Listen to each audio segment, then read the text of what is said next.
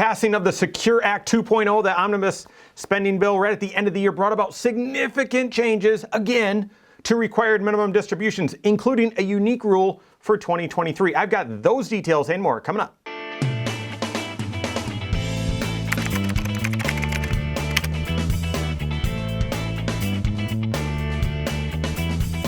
My name is Mike Bernard. I'm the host of the Wise Money Show. I'm also one of the certified financial planners right here at Korhorn Financial Group. Make sure you hit that subscribe button, turn on notifications, and smash that thumbs up button. The Secure Act 2.0, also known as the omnibus spending bill, because, you know, they were pushing this thing along all year, bipartisan support of passing the Secure Act 2.0, and they finally got it done right at the end of the year in sort of this last-ditch effort to get it done before the new year and to keep the government open. It's over 4,000 pages, guys, and over 100 tax law changes. It's going to impact everyone's financial planning. Everyone's financial planning is changing because of the Secure Act 2.0. And I'm going to, make sure you subscribe to this channel, of course, because we're going to hit a lot of those details. It's no substitute for working with a certified financial planner doing comprehensive financial planning. You'll be able to incorporate all of these changes. It's really, the need for a CFP in your life giving you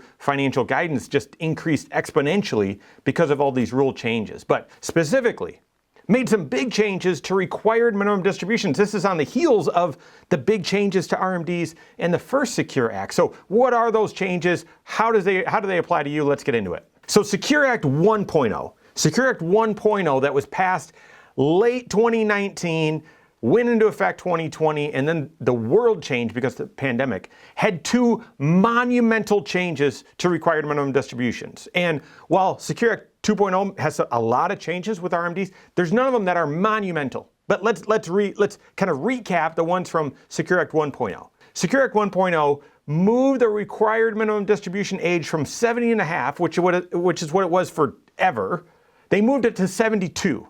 To age 72, okay? So that change occurred in Secure Act 1.0. The other thing, the second big monumental change that was in Secure Act 1.0 is when you inherit an IRA from someone that's not your spouse, Secure Act 1.0 got rid of what's called the stretch IRA.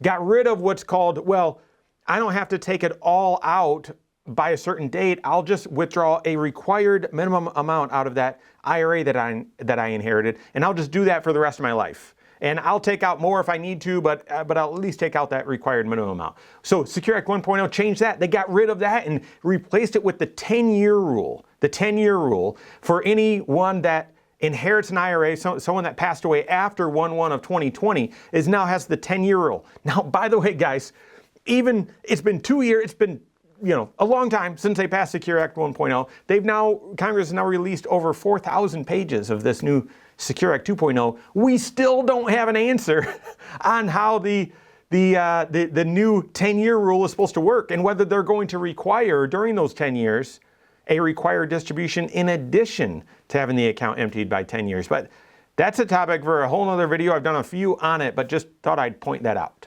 All right, so the big required minimum distribution changes that occurred because of the Secure Act 2.0. They've moved the RMD age from age 72 to 73.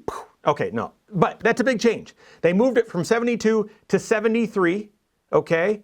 And then it's starting in 2033, so 10 years from now, they're moving it to 75. And that's where it's going to be kind of from that point forward until legislation comes in. So that's a big change. And as these rumors came about, as the bill was floating around in last year, I was in favor of this. This gives you more flexibility. Sure, you can take money out of your IRA before then, absolutely. You're just not required to. So here's the weird rule about how this works for 2023. If you turned age 72 last year or before that, then you're already taking your required minimum distribution and you have got to continue. This law doesn't mean anything for you if you're already taking your required minimum distribution. If you turned age 72 in 2022, then you started your RMD last year. That's my folks, okay? And you've got to continue it. In 2023, 2024, you just got to keep it rolling, okay? But that means no one is going to start a brand new RMD in 2023. Because now the requirement is age 73. Well, if you're turning 73 in 2023, then you were 72 in 2022 and you've already started your required minimum distribution.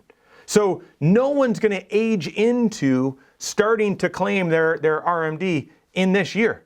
You might have to, you might inherit an IRA from a non-spouse, and you might have to start figuring that out once the IRS tells us what those rules are, but no one's going to age into it. So really starting next year in 2024, if you turn age 73 in 2024, then you'll start your RMD then. So the good news is, so who really wins in this scenario? I think everyone wins. Yes, it's more complicated, so I don't like that, but there's more flexibility, so that's a good thing. But if you're turning age 72 in the year 2023, in this year, then you've won. Your RMD is delayed a year. That's fantastic news. Helps you with your taxes, helps you with your tax planning. That's another year of Roth conversions potentially. You can still do qualified charitable distributions. That's hard-coded into the tax laws that can start at age 70 and a half. So we've done lots of videos on that. That's not changing within this rule, so that's good. More tax planning opportunity, more capital gain, capital loss harvesting, those sorts of things. Roth conversions, like I said, lots of planning flexibility, because this year, if you're turning age 72, in 2023, you don't have to do your required minimum distribution. No one's aging into required minimum distribution in 2023, and it starts at age 73 moving forward. So complicated? Yes. Forever, you've thought of this as 70 and a half, and we stopped counting half birthdays a long time ago, but for whatever reason, that was the original age, and Secure Act 1.0 moved that to age 72. That's a relief. Not a big change, but that's a relief. Now, moving to it's now 73 and going to be moving to 75. Yes, not enormous changes, but gives you a little bit more flexibility. Yes, complicated, but a little bit more flexibility. So the question is, are you doing tax planning? This gives you more flexibility. Are you going to take advantage of it? Should you be doing Roth conversions? Should you be doing qualified charitable distributions? Are you taking advantage of this extra flexibility? Work with your certified financial planner that's doing comprehensive financial planning, and part of that, tax planning. Tax planning is all about getting proactive about your tax situation years and years in advance, but certainly a year in advance at a time. Work with your CFP. Identify what opportunities this creates for you and work those strategies. Work with your CFP on that. If you don't have a CFP in your team, contact one on my team. Find us online, Korhorn.com. That's Korhorn with a K, wisemoneyshow.com. You can find us there as well, or give us a call, 574-247-5898. All right, there you have it. Go out and take your next wise step in your financial life.